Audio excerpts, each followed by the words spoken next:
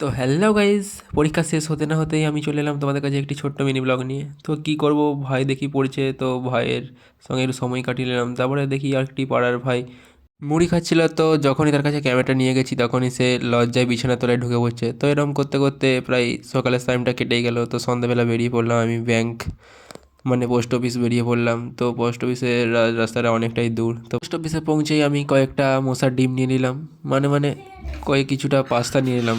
Pasta নিয়ে চলে এলাম বাড়িতে। এখন আমি বানাবো রেসিপি। প্রথমে ছাগলের হিসু দিয়ে পাস্তা ও আলুটাকে একটু সিদ্ধ করে নিতে হবে। তো তারপর সেটিকে ভালো করে একটু ঘেঁটে নিতে হবে। তো সেটি ভালোভাবে সিদ্ধ হয়ে গেলে তারপরে নামিয়ে নিতে হবে।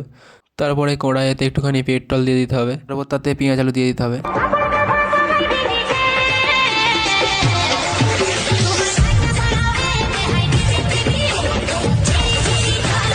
রেসিপিটা হয়ে যেতেই আমি একটু গরম গরম চেক করে নিলাম। তারপরে আমার ভাইকেও দিয়ে দিলাম।